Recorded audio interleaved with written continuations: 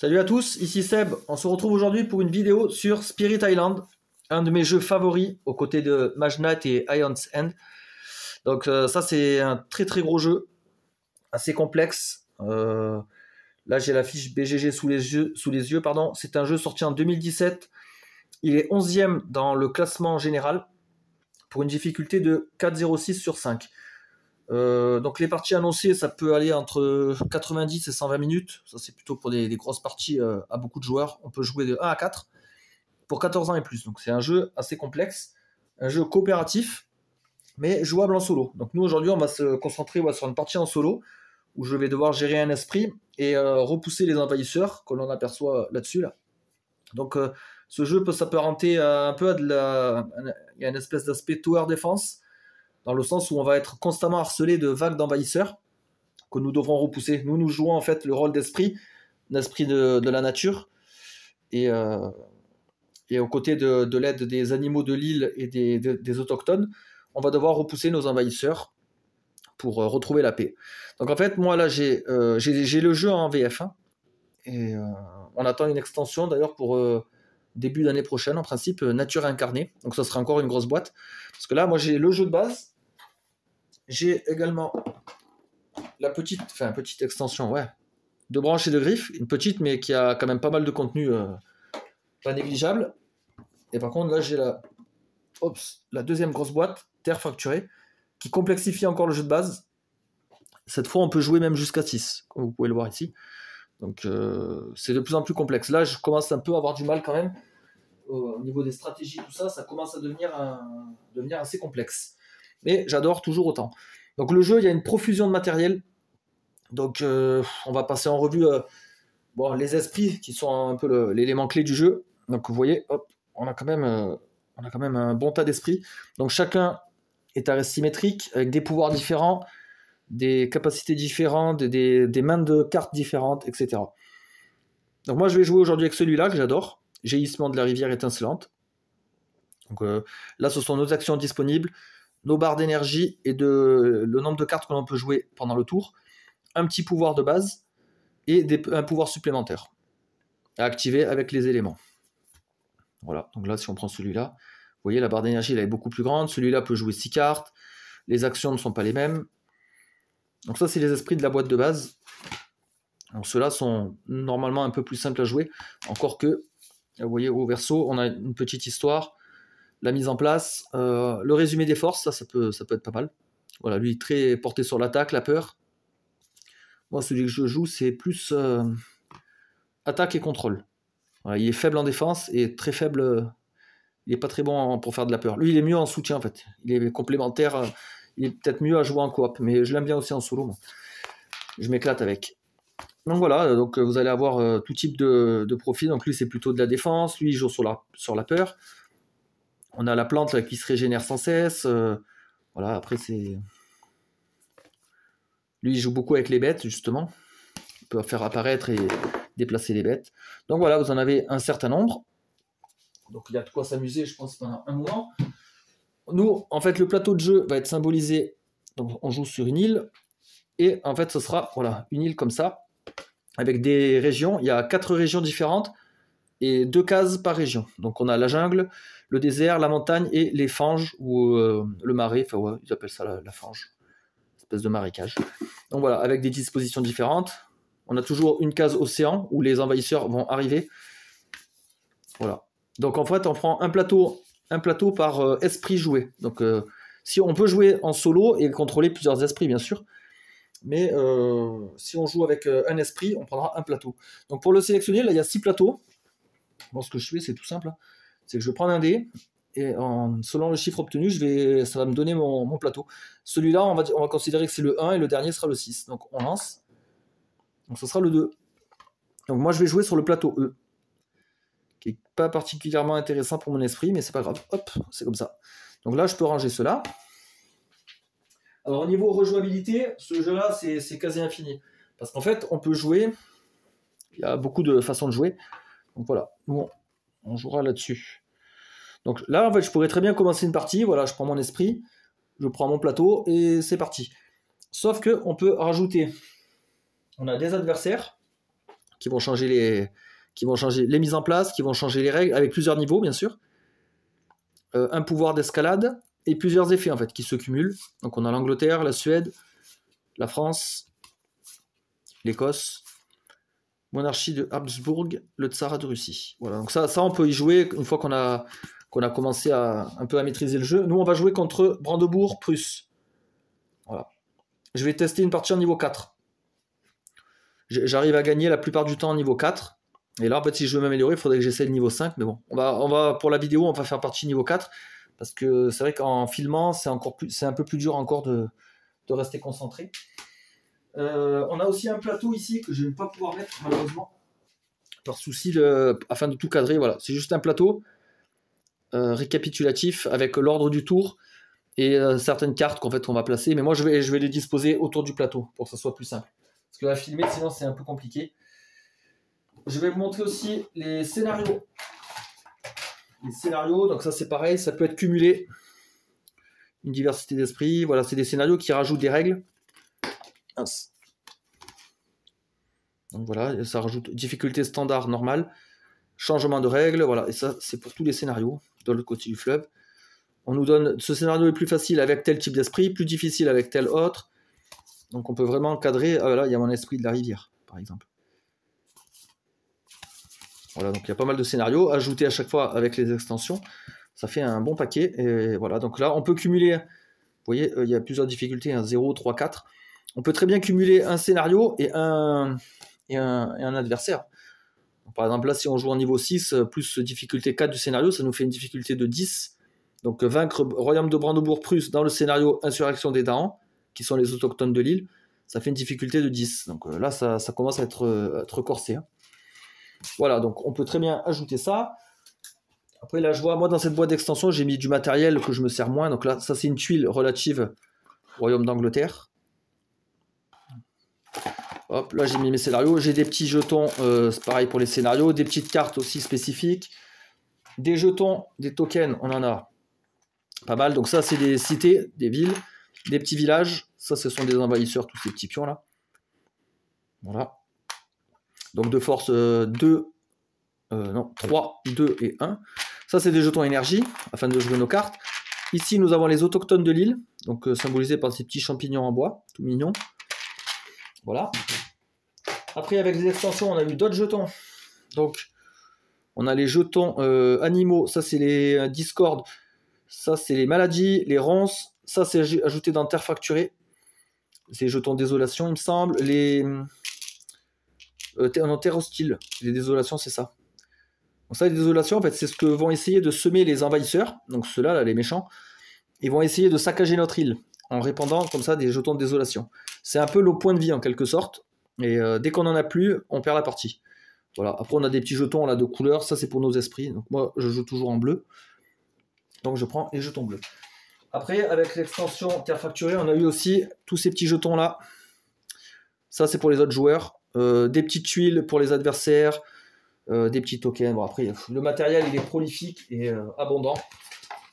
Il y a vraiment de quoi faire. Hein. Là, franchement, on ne peut pas s'ennuyer avec ce jeu. Du coup, on va continuer notre mise en place. Je fais un peu de place parce que le jeu prend quand même un peu d'espace.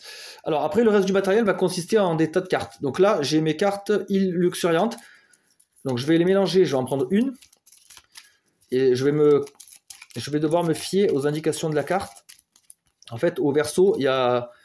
On va en prendre une après au hasard. Donc moi, voilà, je prendrai celle-là pour jouer. En fait, je vous en montre une. Voilà, dès que j'ai plus de... les petits points de vie, là, les petites désolations, dès que j'en ai plus sur la carte, je vais devoir la retourner et suivre le texte. Donc des fois, il y en a qui sont plus ou moins compliqués.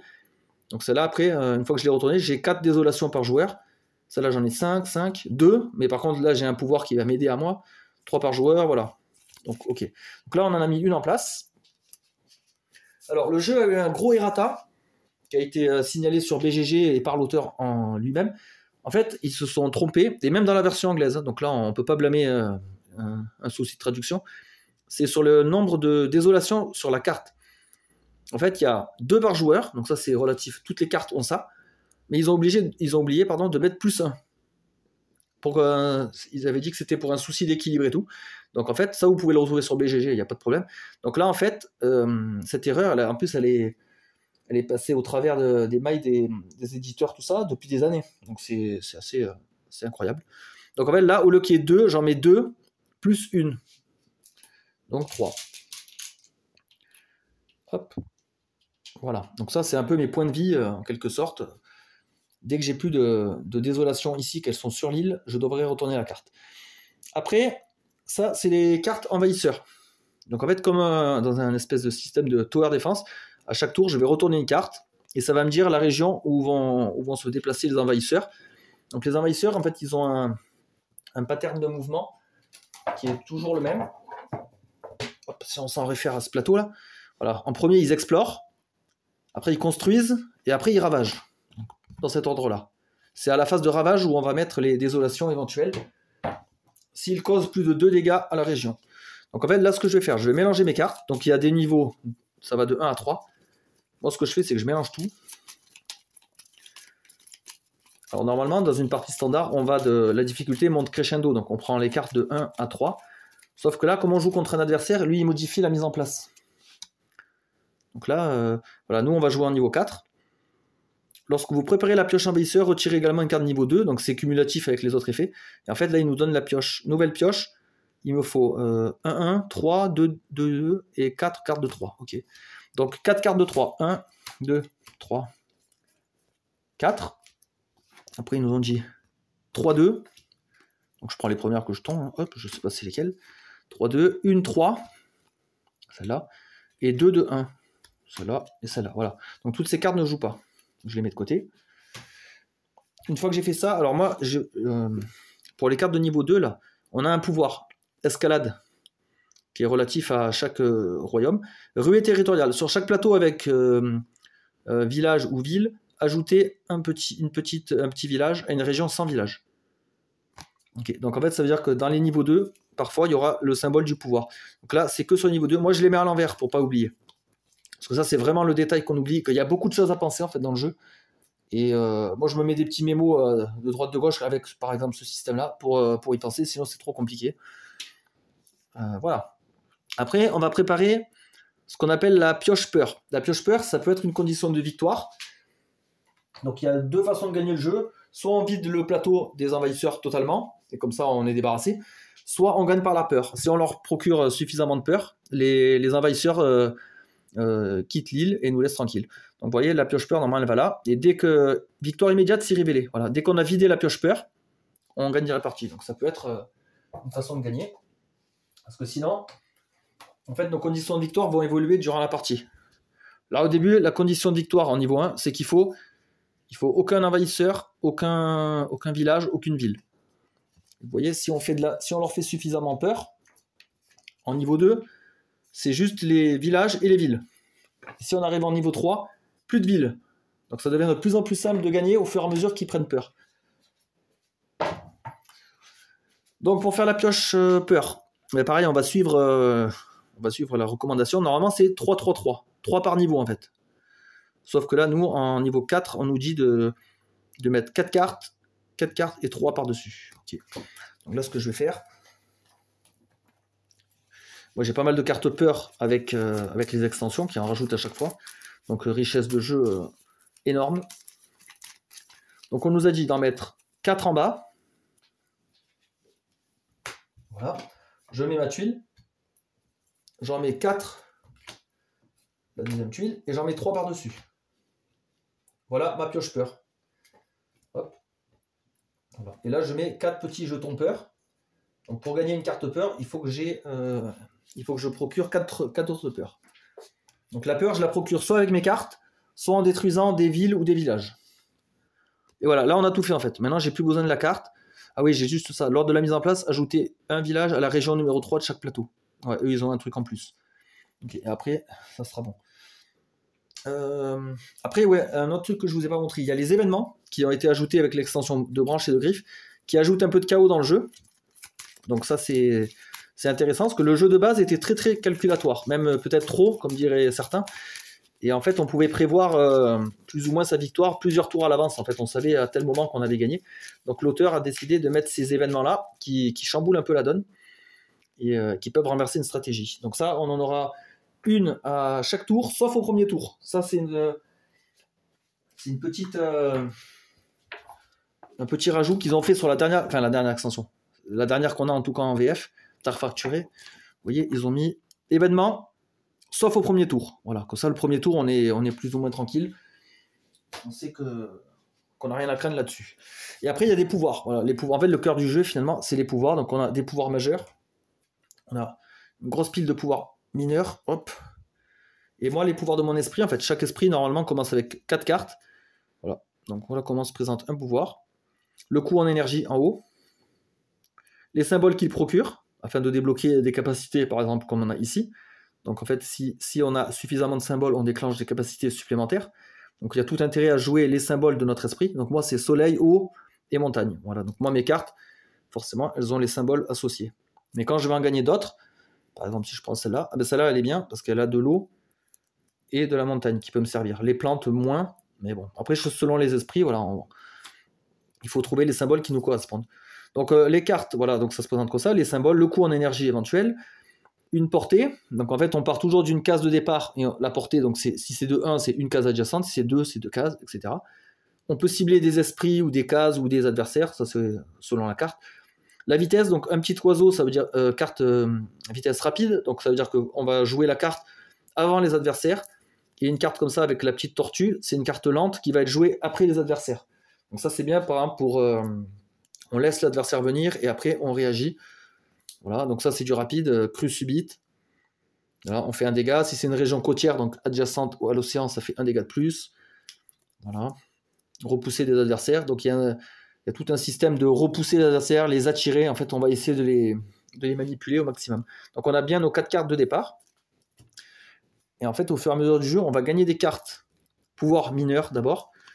Donc ça peut être de la défense, ça peut être entre guillemets du soin. Comme je vous dis, ça c'est des espèces de points de vie finalement. Quand on les a sur l'île, c'est des espèces de dégâts, et il y a des cartes qui permettent de les enlever, il y a de la défense pour protéger. Ah voilà, on a ça là. Retirer une désolation par exemple. On a de quoi ajouter des bêtes, voilà, il y a toutes sortes de pouvoirs. Hein. Après, on peut semer la zizanie chez les adversaires, on peut leur faire peur avec ce symbole. Il y a pas mal de choses intéressantes. Donc il va falloir... en fait, notre esprit au départ est assez faible. Il va falloir qu'il monte en puissance afin de contrer les adversaires, et les adversaires aussi montent en puissance au fur et à mesure, ils deviennent de plus en plus oppressants, donc il faut vraiment les contenir, en fait, tenir au maximum jusqu'à avoir un esprit suffisamment fort. Donc au début on utilise des pouvoirs mineurs, on débloque notre capacité, et au bout d'un moment on peut basculer sur des pouvoirs majeurs éventuellement, qui sont vraiment très forts mais très coûteux en énergie aussi. Après, avec cet esprit par exemple, je sais que j'ai pas forcément toujours besoin d'avoir des pouvoirs majeurs, je sais que j'arrive à me débrouiller, au moins dans les niveaux auxquels je joue. Je ne suis pas un professionnel, mais je sais que j'arrive à me débrouiller sans pouvoir majeur. Que le fait de prendre un pouvoir majeur nous oblige à oublier une carte pouvoir. Donc en fait, on va devoir se défausser, carrément oublier une carte pouvoir, c'est la sortir du jeu. On doit carrément oublier une carte, donc ça peut être une de mes capacités de départ ou une autre carte, pour gagner un pouvoir majeur, mais après c'est des pouvoirs très très forts. Hein. Vous voyez là, ça coûte 8 par exemple, c'est énorme. Donc c'est une éruption volcanique. 6 peurs, 20 dégâts. Bon, c'est monstrueux. 6 peurs, détruisez tous les envahisseurs. Voilà, il y a des trucs de fou. Hein. Il y a des trucs très très forts. Donc ça, on verra si on en a de l'utilité ou pas.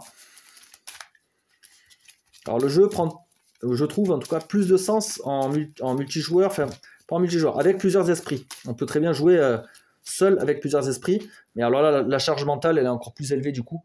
Parce que c'est déjà un jeu assez cérébral. Alors si contrôler plusieurs esprits, plus gérer les événements, plus un scénario éventuel, plus un adversaire, ça commence à être costaud. Donc, mais c'est toujours passionnant. Donc là, on va pouvoir faire la mise en place. Alors, parce que là, on a nos tas de cartes. On a la peur, on a la pioche envahisseur, on a la carte, on a notre île. Donc on va pouvoir mettre notre esprit. Alors l'esprit, sur le plateau, il est symbolisé par des jetons de présence. Donc ces petits pions-là. Et donc, en fait, plus on a de pions sur le plateau, plus notre présence est répartie sur l'île, plus on peut agir. Et on peut d'autant plus agir quand on a un... Comment ils appellent ça déjà ? Pas un sanctuaire, un hôtel, je sais plus. C'est en fait quand normalement c'est quand on a deux pions, ça symbolise un. Il faut que je retrouve le terme. Mince. C'est symbolisé par ce symbole là. Attendez, je vais regarder. J'ai un trou de mémoire. Un site sacré. D'accord. Région dans laquelle un esprit possède au moins 2 présences. Ok. Ah, c'est ça, c'est un site sacré. Donc un site sacré symbolisé par 2 jetons. Alors moi, le pouvoir de mon esprit, justement, lit de la rivière. Vos présences dans les fanges sont considérées comme des sites sacrés. Donc moi, dès que j'ai un jeton ici, c'est un site sacré. Voilà. Si je veux un site sacré dans la forêt, par contre, enfin dans la jungle, il m'en faut 2. Donc voilà. Voilà pour la question des présences, tout ça. Et en fait, ça, les présences et les portées, ça va fortement influencer mes pouvoirs, en fait. Si par ma présence est là, ben d'ailleurs, je vais démarrer ici, moi, je pourrais que agir sur ces cases-là. Et je n'aurai pas d'emprise là-dessus. Donc, il faut vraiment que je mette ma présence sur toute l'île. Il faut que je sème ma présence. Donc, placez une présence sur votre plateau de départ dans la fange de plus forte valeur. Ouais, c'est ça. Donc, malheureusement, c'est là. Et en fait, là, je suis un peu isolé, là. J'aime pas trop commencer là-bas là. Mais bon, c'est comme ça. Après, je recouvre toutes mes cases. Donc ça, il va falloir les découvrir pour gagner en puissance et gagner de plus en plus de cartes et d'énergie. Vous voyez là, mes capacités sont bloquées. Voilà. Celui-là, je le garde, en fait, je le mets là-haut, parce qu'on a toujours un jeton en plus. Moi, je m'en sers pour symboliser l'action que je vais faire. Comme ça, à la vidéo, ça sera plus parlant aussi. Ça, c'est des petits jetons que je peux utiliser pour diverses raisons. Mes cartes en main. Je vais les mettre là, au pire. Voilà. Mes cartes en main. Ensuite, on continue. Sur le plateau, il y a des petits symboles déjà. C'est déjà inscrit. Donc là, on me dit de mettre une ville. Voilà. Le royaume de Brandebourg-Prusse, lui, il a un pouvoir là. Lors de la mise en place, ajouter un village à la région 3. La région 3 qui est là. Là aussi, il y a un village. Voilà. Ici, une désolation de base. Celle-là, je la prends dans la boîte par contre. Voilà. Qu'est-ce qu'on a d'autre? On a les autochtones de l'île qui sont les Dahans. Alors eux, normalement, ils sont pacifiques au départ, mais ils peuvent riposter. Quand on les embête de trop, oh, lui, il s'est barré. Quand ils se font attaquer, ils peuvent riposter, mais d'abord, ils doivent subir des dégâts pour ensuite riposter. Donc c'est un peu plus compliqué de les faire agir, mais ils peuvent nous aider. C'est nos alliés en tout cas. Voilà. Ensuite, il y a toujours un jeton maladie ici, toujours dans la région avec la ville. Et on a une bête, symbolisée par ce petit jeton, là, dans la région de plus faible valeur, sans symbole de mise en place. Donc là, ça va être la 6. Ici. Voilà. Là, il y a une bête qui se promène dans le désert. Okay. Et celle-là aussi, elle peut nous aider parfois. C'est surtout corrélé aux cartes événements. Voilà. Là, est-ce que je laisse un espace pour les cartes peur? Parce que là, les cartes envahisseurs, je vais les dérouler dans ce sens-là. Les cartes peur, elles vont aller là. Et après, je les défausserai hors du jeu. Ouais, je pense que c'est pas mal. Ouais, les events, ouais, je vais peut-être laisser comme ça. De toute façon, le cœur du jeu est là-dessus et sur mon plateau à moi. Je vous ai pas montré mes pouvoirs, mais moi, en fait, je joue beaucoup en fait, avec la rivière. En fait, lui, il joue beaucoup avec les mouvements à repousser les envahisseurs. Là, je peux repousser un petit envahisseur ou un explorateur, ça s'appelle ça, exactement. Un explorateur ou une petite ville, un village. Là, je peux faire des dégâts et repousser jusqu'à 3 explorateurs ou villages. Et là, je fais 2 dégâts à chaque envahisseur. Mon pouvoir, en fait, il devient de plus en plus fort si j'ai les symboles requis. Sauf qu'au début, je gagne une énergie par tour et je peux jouer une seule carte. Donc, il va vite falloir progresser là-dessus. Donc, comment se présente un tour de jeu? Tour de jeu, donc phase des esprits, croissance. Donc, en fait, croissance, c'est prendre une des 3 actions ici. Moi, j'en ai 3. Il y a des esprits qui ont beaucoup plus que 3 actions, etc. Il y en a qui sont beaucoup plus complexes. Là, moi, j'ai 3 actions. Donc, c'est... En fait, les cartes que je vais jouer vont aller dans ma défausse. Et au bout d'un moment, j'aurai plus de cartes en main. Pour récupérer mes cartes, je suis obligé de passer par cette action-là. Récupérer vos cartes. En mode, le fait de récupérer une carte, ça m'en fait gagner une carte pouvoir. Donc, soit je prends un pouvoir mineur, soit un majeur. Et quand je gagne un pouvoir, je pioche 4 cartes, je choisis lequel je prends. Donc c'est toujours intéressant. Et je gagne de l'énergie. Donc ma récupération, elle est pas mal. Là, ici, ça c'est très fort en croissance. C'est-à-dire que je place 2 jetons présence. Donc je pourrais par exemple faire ça. Je peux faire ça pour maximiser l'énergie ou ça pour les cartes. Donc ça, c'est toujours intéressant. Et ici, je peux gagner un pouvoir et ajouter une présence à 2 cases. Donc là, je pourrais le mettre ici directement. Ça pourrait être pas mal aussi. Jusqu'à 2 cases. Voilà mes 3 actions. Donc au début de chaque tour, je ferai une action de croissance. Ensuite, je gagne de l'énergie. Donc selon ma plus forte case, ma case la plus à droite. Donc au fur et à mesure que je vais débloquer, je vais gagner de plus en plus d'énergie pour jouer des cartes. Hop. Jouer et payer des cartes pouvoir. Donc voilà, je vais sélectionner. Par exemple, si je peux jouer 2 cartes, je pourrais me dire, si j'ai 2 énergies, je peux cumuler ces 2 cartes. Voilà. Donc là, je paye 2 et là, je paye 0. Et après, j'applique les effets éventuels. Phase des pouvoirs rapides. Donc ça, c'est les cartes avec oiseau, comme celui-là. Voilà. Une fois que j'ai fait mes pouvoirs rapides, phase des envahisseurs. Désolation de l'île. Donc on regarde la carte s'il y a des effets à appliquer. Effet de peur. Donc les cartes peur, s'il y en a une de débloquée, j'applique les effets. C'est bizarre, là, il n'y a pas les événements. Ah oui, d'accord. Ouais, j'ai pris le livre... J'ai pris le livret du jeu de base. Il n'y avait pas les événements dans le jeu de base. Donc, pardon. Je vais plutôt prendre celui-là.